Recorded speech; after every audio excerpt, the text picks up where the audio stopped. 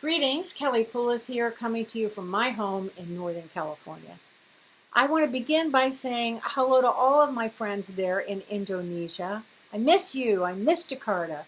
The very first time that I came to Indonesia, I came to Jakarta. I was conducting a 2-day leadership seminar there. I'd never been there. I was instantly seduced. I fell in love with the people. I fell in love with the culture. I fell in love with the music. I fell in love with the food. And I am still in love. And I look forward to the day when I can return to my beloved Jakarta. I'm excited today to talk with you about a webinar that's coming up, sponsored by Asia Works Indonesia. It's a part of their masterclass series.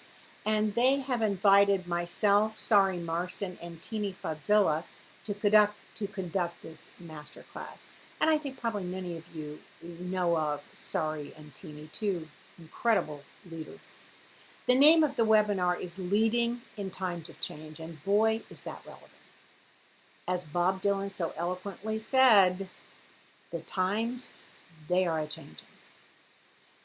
But before I talk specifically about the seminar, I want to do a little bit about my background for those of you that may not know me. I am an international management consultant and a performance coach, and I am the co-author of the best-selling book, Secrets to Winning, now translated into 4 languages, written by myself and Emily Liu. We are really proud of it. My career spans more than 40 years, and during that time I have consulted with, coached, and trained literally thousands of entrepreneurs, managers, and executives. And I've logged, and I counted this, in excess of 55,000 hours of coaching and consulting. That's a lot of talking, my friends. My clients include small business and big business, but they have one thing in common.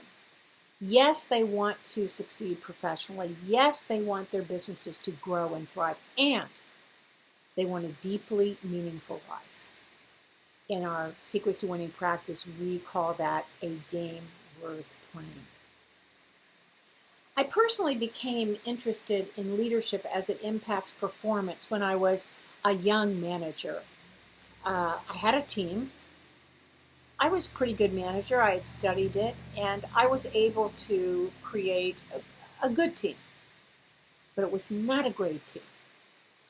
And it was clear to me that traditional management practices were not going to be enough to take this team from good to great. Then and now, what I am compelled by is excellence. And so I began to study it, and I studied with the best teachers and the best coaches in the world.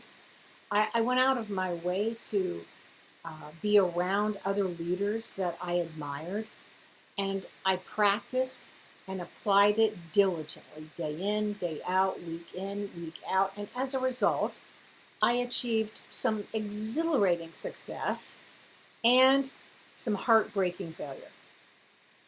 Because if you're committed to something big, both things will happen. It is a matter of knowing how to use both of those powerfully and how to lead in times of success and how to lead in times of failure. In this stage in my life, my passion is contributing to the next generation of leaders in the world. I am so very hopeful about the world and the future in your hands. We are in what I believe is a historical moment. Internationally, we are facing complex and challenging circumstances. It is not business as usual. We must lead. And in times of challenge and change, it is leadership that will make all the difference. In my practice, leader is not a title. Leadership is a way of relating to people that creates the possibility of achieving a shared commitment.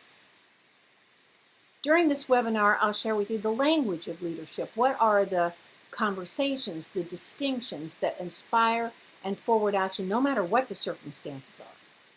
I will reveal to you the single most important decision you will make as a leader, the one that dictates everything. We'll talk about how do you lead someone from compliance, meaning if you give them instruction or you tell them what to do, they do it. How do you lead them from compliance to committed action? There's a huge difference between the way someone in compliance takes action and the way a sincerely committed person takes action. That is a leadership function.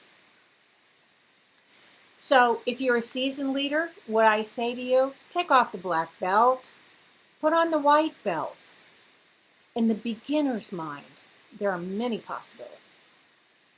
On the other hand, if you feel your leadership capacity needs to expand, there really isn't anything more effective that you could do than to come together with a group of like-minded people committed to learning and growing. Joining me, as I said earlier, these two remarkable leaders, Tini and Sari, three very different generations coming together to share our varying points of view, and we are committed to contributing to you. I want to end with this quote from a favorite philosopher of mine, Eric Hoffer. In times of change, learners inherit the earth,